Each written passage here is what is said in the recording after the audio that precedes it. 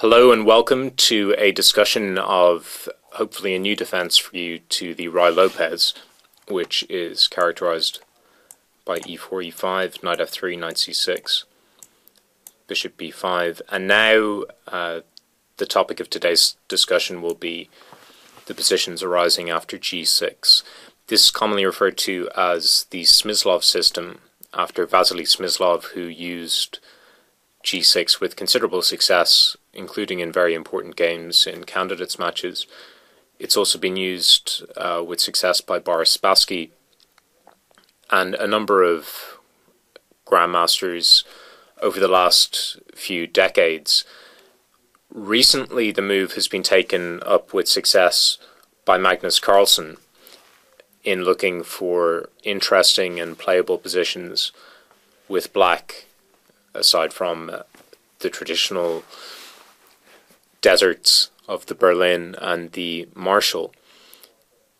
The positions which we'll be looking at have also been reached repeatedly by Shakhriyar Mamedyarov, who has used an alternative move order, namely the Steinitz deferred with a6, bishop a4, and d6.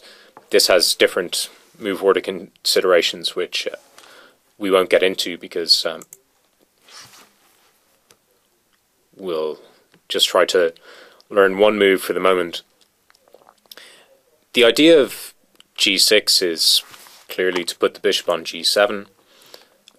The bishop on g7 is well placed.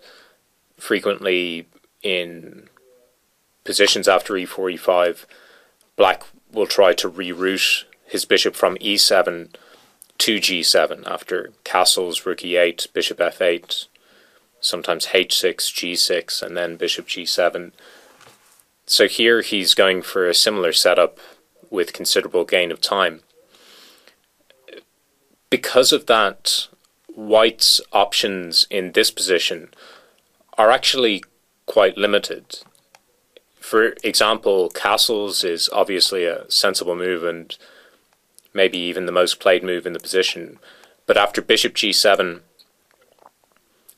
c3, a6, bishop a4, d6, this is going to transpose to 4c3, which we'll look at in some detail. So castle's kingside doesn't have that much independent significance.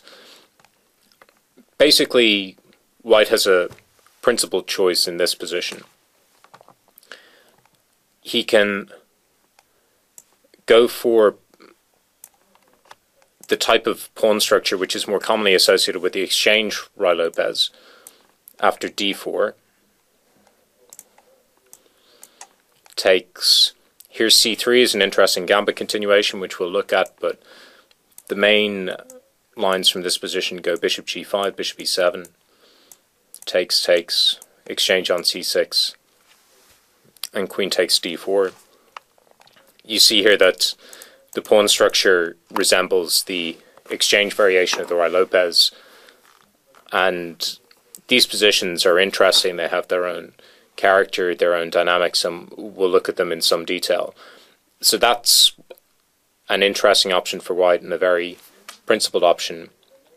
The alternative is, I suppose, a more standard Ruy Lopez plan by building up in the center with c3 and d4.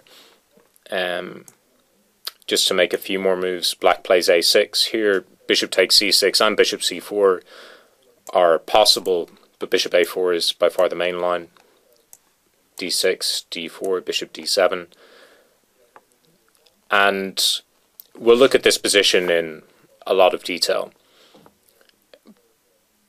White typically faces a choice in relation to how he wants to treat this center. So he has his standard Ruy Lopez center with pawns on e4 and d4, but that's going to come under pressure from a bishop on g7.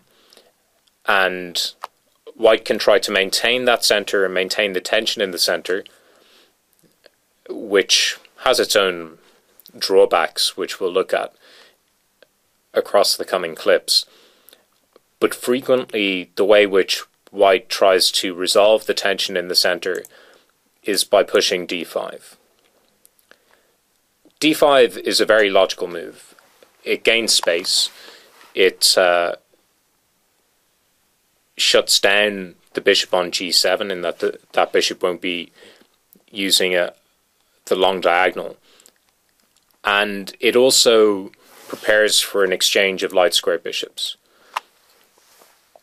So the pawn structure which arises is more characteristic of positions arising from the King's Indian than from the Ruy Lopez. And frequently in the King's Indian, black relies on his light square bishop in order to generate some class of attack on the king's side. So white can argue with some justification that he has a reasonably favourable type of King's Indian position when he pushes with d5. However, firstly, black gets something in return. Trading the light square bishops makes it slightly easier for him to maneuver within his own ranks because he does have less space. Moreover, the type of position which arises is not to everyone's taste with white. Because if you like playing the King's Indian with white, you'll typically go d4. e4 players prefer more open play. They typically prefer when their king isn't under attack. And so the type of positions which arise are quite often unsuitable or unfamiliar to e4 players. And I think that that's the great practical benefit of this opening for black. So across the coming clips, we'll look at all of the most recent developments, all of the important games, all of the important variations. There will be a complete repertoire for black after 3g6. I'll also include a number of interactive positions and test positions so you can test your knowledge and test your abilities within the resulting structures.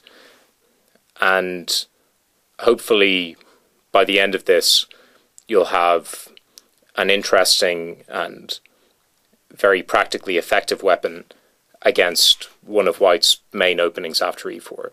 I hope you enjoy.